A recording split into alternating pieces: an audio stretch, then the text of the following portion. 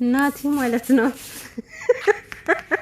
ዛሬማ ማለት ነው ሜዳውም ፈረሱም የኔ ነው ብሎ እኮ በቃ እንደፈለገ እኮ ነው የተወራጨባት ከሄሉዬ ላይ እና ሄሉዬ ሳታስበው እኮ እንዴ! ኧረ ተው ናቲ በፈጠረ ይሄን በስንት መከራ የወፈረ አቋም ማለት ነው በአንዴ ደግሞ ገደል እንዳታስገባው።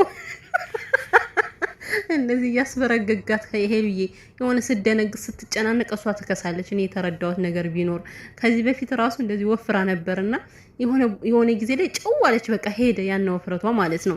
በዚህን ያክል ሰው ሳያስብ ኪሎ ማስቀነስ ምን ይሉታል? ሄሉዬ ውድ ነገር ግራ እኮ ነው የገባት ማርያምን። እናቴ ዛሬም ደገሙ ማለት ነው። እና በነገራችን ላይ ይሄ ሁለተኛ ጊዜ ነው። ሰላም ሰላም፣ ውዴ ቻናል ቤተሰቦች እንዴት ናችሁልኝ? ሰላማችሁ ይብዛ። ወይኔ ጉዴ! ሰላም አልኳችሁ አላልኳችሁን ያላቅም የምሬን ነው። ወደ ገደለው ወደ ሳቄ በቃ እኔ ዛሬ ማለት ነው እኔ ቁም ነገር እንኳን ማወራ አይመስለኝም። ማርያም በሳቅ ነው የሞትኩት።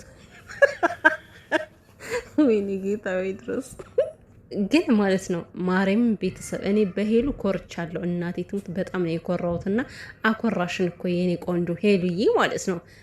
ድሮም እናውቃለን እናቅሻለን በነገራችን ላይ እና ይሄ ነገር ለአንዳንድ ሰዎች ቅቤ እንዳጠጣ በጣም በእርግጠኝነት ነው የምናገረው ማለት ነው። እንግዲህ አንጀታችሁ እርር ድብን እንደሚል አውቃለሁ በደንብ ማለት ነው።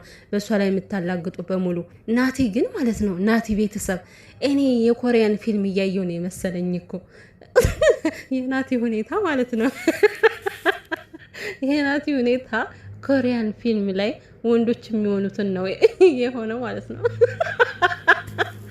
ማርያምን የሆነ ስሬስ ሆኖ ነው ሲተውን የነበረውና መሳቅ የለም ምናምን መፍራት የለም እኮ እንዴ ግግም ብሎ ማለት ነው። የፈቃ ቁጭ በይ ከዛ ሙዱ ይመጣል አለ። ወይኔ ዛሬ ቀን ቤተሰብን የዛሬ የሳቄ ቀን ነው።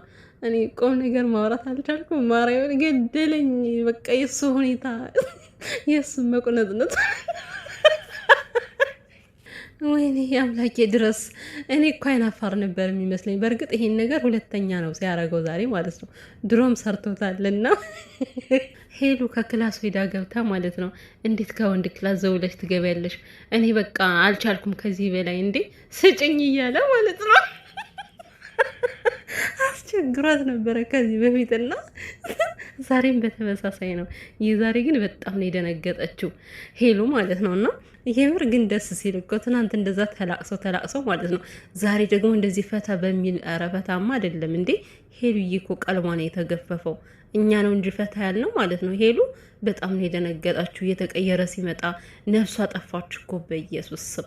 በጣም ከባድ ነው ግን እናንተ ማርያምን በቦታ ሆናችሁ ስታዩ ስሜቱ ከባድ ነው። እና በእርግጥ ካሜራ ተደቅኖ ምናምን ምንም ሊያደርግ አይችልም እኮ ግን የሆነ የእሱ ሁኔታ በዛ አያያዝ ማለት ነው። ካሜራውን አጥፋ ብሎ እኮ ካሜራማኑንም ማስወጣት እኮ ይችላል። እንደዛ ካመረረ ማለት ነው። እና እንከዋ ጠጣበት አለች ሄሉ። እንደተቃጠለ ገብቷታል መሰለኝ። የጨነቀው እርጉዝ ያገባል። ስለ ጨነቃት እኮ ነው ግን ውሃ ጠጣበት ያለችውና እና እኔ ከዚህ በላይ ሳቅ ይብቃኝ ቤተሰብ ማለት ነው። ወይኔ በፈጣሪ ስም በጣም እየሳኩ ነው ቪዲዮን የጨረስኩትና ግን አንድ ነገር መናገር የምፈልገው ማለት ነው አሁን ሰሞኑን ናቲና ሄሉ እኛ ፍቅረኛሞች አይደለንም ስላሉ የሚለውን ቃላት ስለሰሙ አንዳንድ ሰዎች 32 ጥርሳቸውን ከፍተው የሚስቁም የሚገለፍጡም ነበሩ ማለት ነው። እና እንግዲህ ለነዛ ግልፍጥ ሰዎች ይሄ የመልስ ምታቸው ነው። በዚህ አጋጣሚ ናቲ አይፈልጋትም እኮ ናቲ እኮ በግድ ነው የሚያቅፋት፣ እቀፈኝ ሳመኝ እያለች ነው ምናምን እያሉ ለሚለፈልፉ ሰዎች ናቲ መቼም ከሄሉ ጋር እንደማይለያይ ማወቅ አለባችሁ። ሲቀጥል ደግሞ ሄሉን ከ30 ወንድ ጋር ትለጣጠፋለች። ዛሬሳ የማን ነው ተራው ምናምን የሆነ አይታችሁ ከሆነ ኮሜንት ማለት ነው በወንድ ሴት ሆነው ስማቸውን በወንድ ቀይረው እኔ ወንድ ነኝ ምናምን ነገር በቃ እኔ ከዚህ ጋር ቃላቱን ማለት አልፈልግም። እነሱ ላሉትም ፈጣሪ ልቦና ይስጣቸው። እውነት ሰው ጭንቅላት ሲከፈት ምንድነው አፍ ሲከፈት ጭንቅላት ይታያል ነው የሚባለው። የሰው ልጅ የምትገምቱት በተናገረው ልክ ነው። ያን ቆሻሻ ነገር የሚናገረው ደግሞ በዛ ቆሻሻ ስራ የሚሰማራ ሰው ነው፣ በዚህ አጋጣሚ ማለት ነው። እና ለሄሉ እንደዚህ ብላችሁ ልትናገሯት አይገባም ነበረ። ምክንያቱም ልክስክስ ቆሻሻ እንዳልሆነች በደንብ ታውቃላችሁ። እናንተ ግን የእናንተ ማንነት ነው ከዛ ጋር ያንጸባረቃችኋት። በተለይ በዛ ኮሜንት፣ እዛ አጀንዳ በሚመስል ኮሜንት የጻፋችሁ ሰዎች እኔ እንጃ እኔ ምን ማለት እንዳለብኝ ለእናንተ አላቅም። እና 30 ወንድ ነው የምስመው፣ 30 ወንድ ነው የምትላላሰው ምናምን ለምትሉ ዛሬ መልሳችሁን አገኛችሁ። የምትወደው እናቴን እንኳን በጥፊ ነው ያለችው። ገባችሁ አይደለ?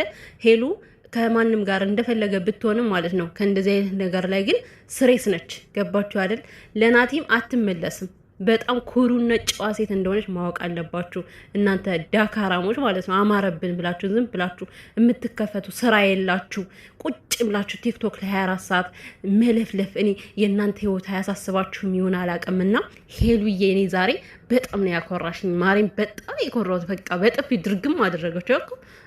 ለናቲ ተገብቶት አይደለም እኮ ግን ቤተሰብ ብርድ ላይ ነኝ፣ እውነት እየበረደኝ እየተንቀጠቀጥኩ ጌታው ውጭ ነኝና ጥፊው ለናቲ ተገብቶት አይደለም፣ ፍቅረኛዋ ነው።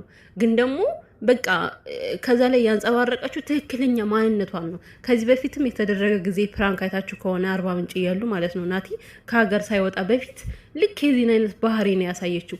አንድም ባህሪዋ የተቀየረ ነገር የለም። ያኔም ልትመታው ምንም አልቀራትም።